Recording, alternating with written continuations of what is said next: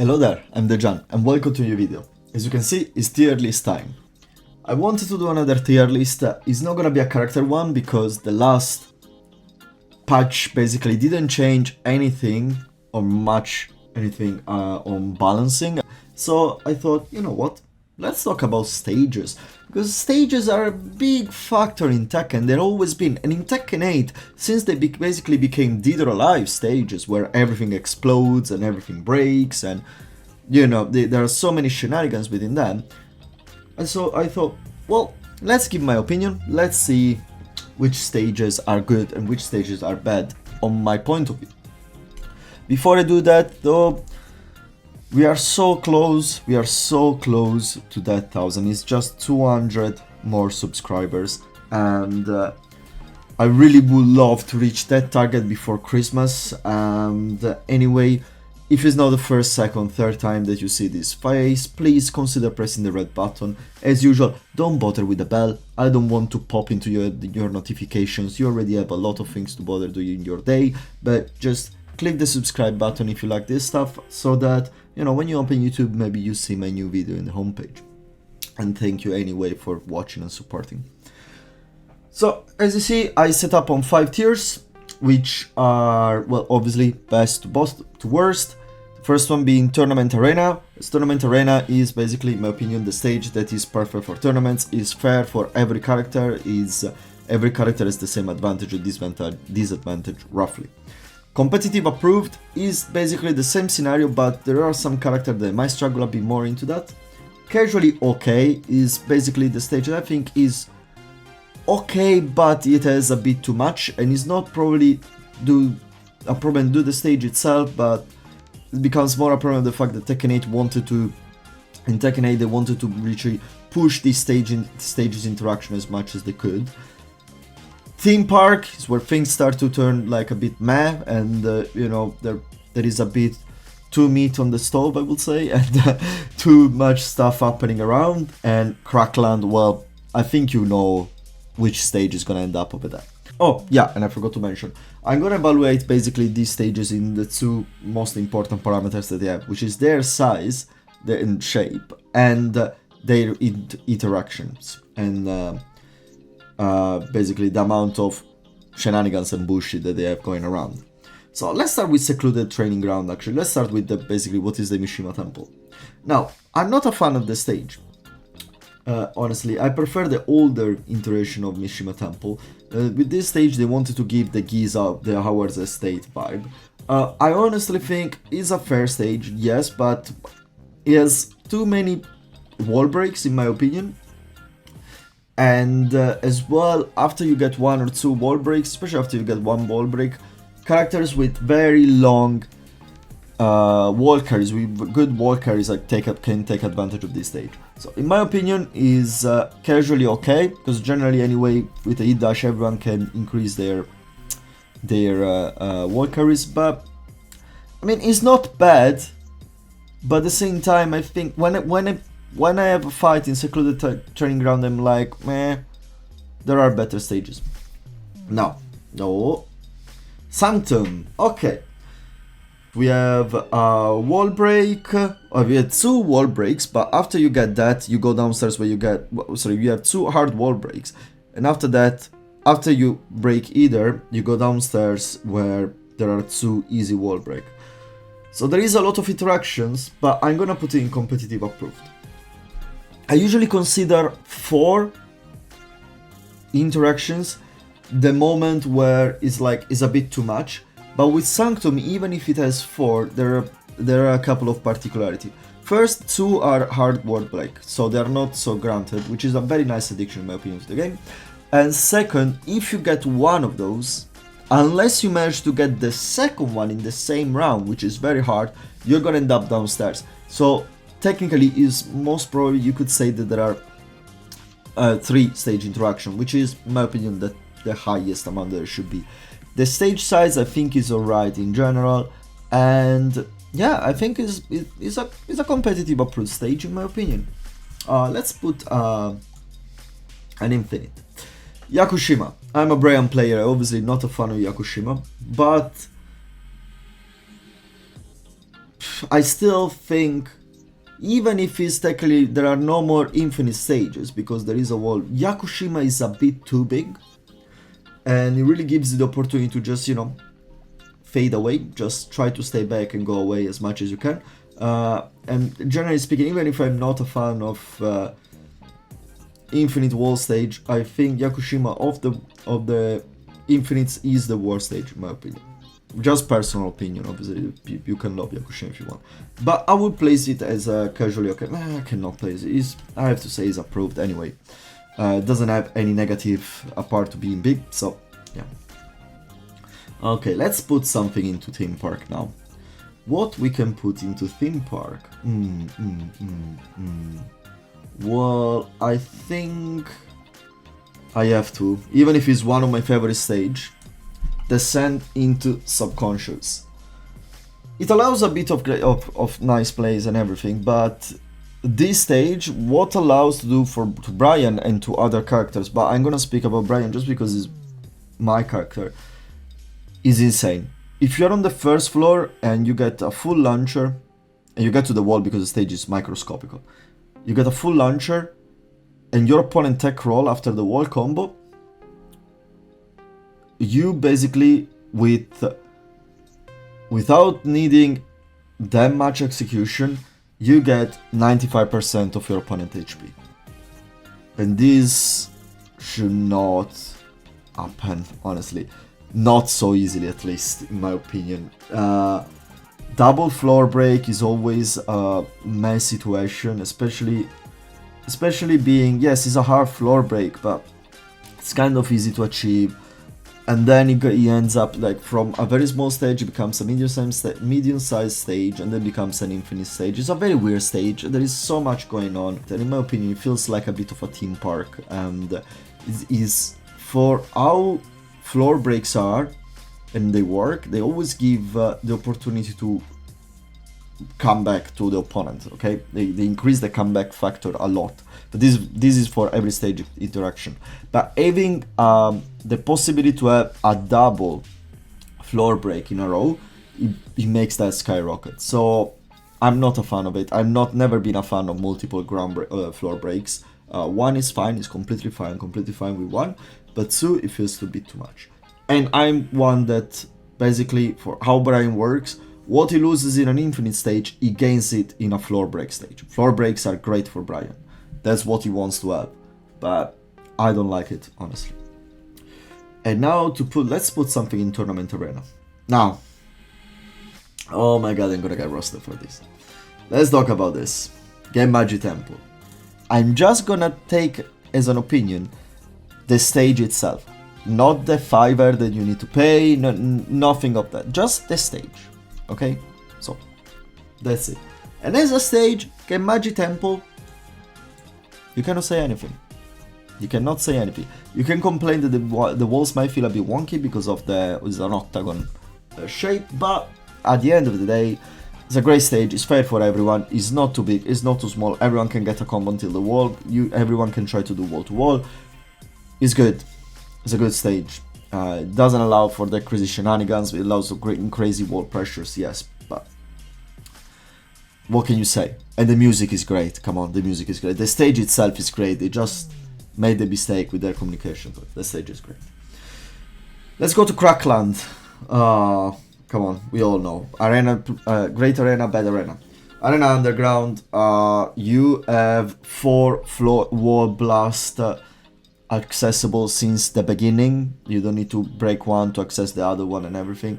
So it feels really meh. I don't like it. It's too much. It's way too much. Now stage interactions, they were so strong at the beginning. They needed to be nerfed so much that now sometimes feel even not worth to use it. But Arena Underground still feels like a freaking mess. There's so much going on, and you really feel like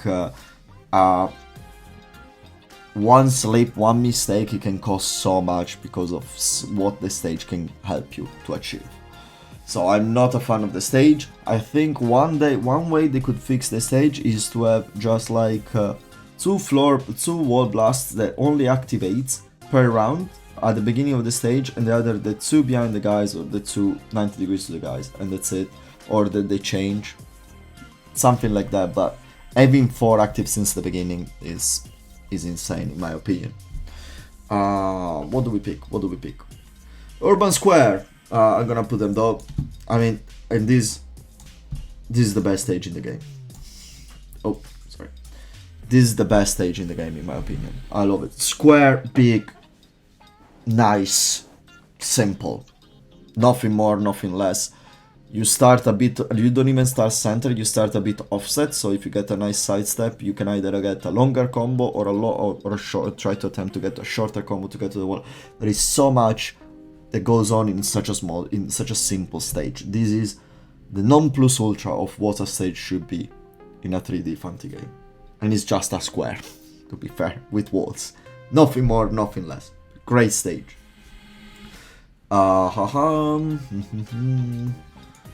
Into the Stratosphere. Competitive approved. What I don't understand in this stage sometimes is the perspective doesn't make me understand well when I'm in the stage still. I struggle a bit. But apart from that, one stage interaction, once per game, someone gets to the final round, can be a big advantage for who is winning. It can be a big advantage who needs a comeback. But as well, just one interaction, you don't need more, not always active. That's how you do one. The only thing I don't like in this stage is that sometimes it's difficult to understand where you are in the stage as well.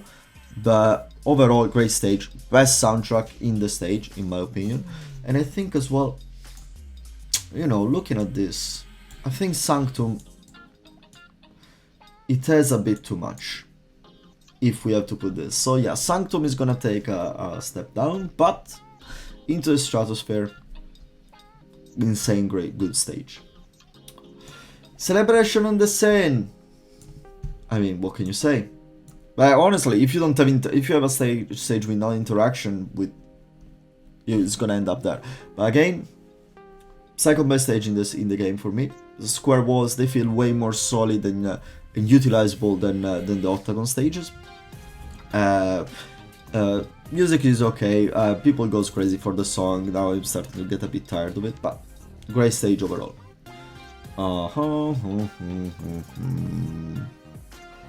Gonna leave this one for last. Elegant Palace. Elegant Palace. It feels a bit like a theme park. There is so much going on. There is an hard wall break. You're very close to it when you start your round, so it's very easy to achieve. And after you get that, you basically get your opponent to the wall. If you get the wall break, you basically get your opponent to the other wall that is very easy to break. So he guesses wrong, which is kind of the meta of the game sometimes, and he gets sent downstairs. And from there as well, if you know your combos, you can reach the wall again, and then you still have 2 explosions to deal with downstairs. It feels a bit too much. And as well, when you get downstairs, the walls, they are not perfectly square. It's a kind of weird shape, and sometimes the walls get wonky. So I think it feels a bit like a theme park. And yeah, nothing more to say. The music is great though. I remember when I heard the music the first time, I didn't like it as much, but the music got way better. Coliseum of Fate, Tournament Arena. Nice stage, the best of the Infinite in my opinion. I like it more because it's smaller and I can reach the walls, basically. Cannot say anything. But yeah, it's a bit smaller, and I think it's the right size for an infinite stage if you want to go for the concept of there are no infinites. Because with 2 combos you can reach the wall, but usually if you do 2 combos you bring your opponent to the wall, unless you switch side and you did 1 combo each, it's basically almost dead. So it's nice, I like it. It doesn't get that much shenanigans, it doesn't give that opportunity to just run away as much as you can, so I like Coliseum of Fate. Midnight Siege. Midnight Siege is probably gonna be the only stage with interaction that I'm gonna put here. The only one. And that's because, again, 1 interaction, accessible since the beginning, that's it. You get a bit, you get 5% extra damage at the end, 10% extra damage, if you know the combos, wall pressure, and that's it. It gives you a round, basically, if you get it usually. Nothing more, nothing less. And then is a square. That's how stage interaction should be. Great stage. Fallen Destiny. Fallen Destiny is approved, obviously. I'm not a fan of it, because, again, same problem with Into the Stratosphere. Struggle to get the distance correctly, that's probably on me, but as well the stage, they look like... Sometimes you miss referment on a stage, while if you are on Celebration on the Seine, you're very well aware of where you are in the stage. Urban Square as well does it. Sometimes you miss because the stage is quite big. Fallen Destiny as well is quite a long stage, and sometimes you miss the wall carry, but it feels as well because while I'm in the combo I feel a bit lost when I'm into the stage. So it's okay, it's a great stage anyway, no interaction, clear in TEKKEN. Again, Arena, if is Genmaji Temple is here, Arena is here. Genmaji Temple is a reskin of the Arena, basically same size, same everything, so nothing else to say. Rebel Hangar, I love this stage. 3 interaction though, it feels a bit too much. So yeah, he has to go here. I'll put him here just because he's one of my favorite stage. Yeah. 1 wall break, 2 floor blasts, 2 wall blasts. It doesn't feel too much, but it happens in round, it becomes a bit too heavy. It doesn't feel like a theme park though, because again, to access the double explosion you need to get to 1, so there is a kind of chain that you need to do. If you never go downstairs, you're never gonna get the access to the other 2, so it feels still okay, but it might get, on the wrong match, it might get a bit explosive. Seaside Resort, there is no reason to not put it in Tournament Arena, just because it's no, actually no, there is a reason to put it in Competitive Approved. Seaside Resort is the only stage that gets into Competitive Approved, being a stage without any stage interaction, and the reason is very simple. It's a very big stage, it's a huge stage, and it feels like some characters still get a bit of advantage in this stage because of the great wall carries. Victor, Dragunov, Brian, even if Brian wall carry, don't get me wrong, I'm not saying that Brian wall carry is bad, but Brian wall carry to achieve is way harder than something like Victor and Dragunov. You really need to put your work in or to use your resources, while Dragunov just gets it for free. He just rocks his combo and he gets on the wall in these stages as well. And that's why, in my opinion, it is on the second tier. That's the only one. Otherwise, it would be here, but it's such a big stage and it's nice to have. It's a nice size because it's very spacious, but yet it's not an infinite. It doesn't feel like an infinite. But that makes it a bit more niche for characters that have a bit of a less wall carry. And I'm not including any hit dash combo because that consumes your resources, because otherwise everyone has very good wall carry. Now, Ortiz Farm. I mean, this is the Crackland. It doesn't get worse than this. It doesn't get worse than Ortiz Farm. You get a balcony break and you pray that doesn't happen, but you get a balcony break, and then you go into the second floor where there is a ground floor break, which whoever is gonna get the chance is gonna probably get, because you know that once you go downstairs from the balcony, you are ended up in the treasure room. There is no escape from that. The only way not to get to the treasure room is to not get the balcony break. But if you get it, I'm sorry, you are in for the worst stage in the game. It's an octagon, smaller than the arena is, I believe, with full-on 8 explosive walls. I don't know what they were smoking when someone brought up that idea and the direction said, yeah, that's nice. I don't know. But fucking hell, this stage is Crackland. So much. so much. There is not fun, especially if you go downstairs. Until you're upstairs is fine, but as soon as you break the balcony, you know that it's gonna be a fucked up match and it's gonna be just so much shit going around. And that's it. This didn't take even too much. Let me just have a last review. So Crackland, we have the two, obviously the one that we know. Theme park, yeah, I think those two are the kind of the theme park one. Casually okay for Rebel Hangar. Rebel Hangar is a bit on the edge, but yeah, I would place him over here. Competitive approved. Yakushima Seaside into the Stratosphere. Fallen Destiny. Fallen Destiny here. It can easily be here, but it's a personal choice. So it's really just a personal choice. I'm moving here, but. And Tournament Arena, the most competitive stages where the best Tekken player wins are actually those. And I think, yeah, I think I'm happy with it. And actually doing this tier list makes me realize how a lot of people complain about the stage interaction in this game and everything. But if you look at it, most of the stages they are actually okay. They don't have that much. Even if you include this Descent into Subconscious, it's kind of a stage that we had already in Tekken 7 with who was the Forgotten Realm. I don't even remember the name. Was the Forgotten Realm? Probably something like that. And basically only 3 stages they go into this crazy Tekken 8 vibe where you have a Rebel Hangar as well, I believe you could say, where you have multiple stage interactions. So I think, well, they balanced it quite well, but the way that they had to balance basically took off some of the beauty of the stage interactions, because you cannot be so aggressive anymore as you used to be with them, because they don't give you damage anymore. But you can see how basically 4 stages are the one that really pushes towards the Tekken 8. All the rest is still stuff that we already seen in the past, nothing new.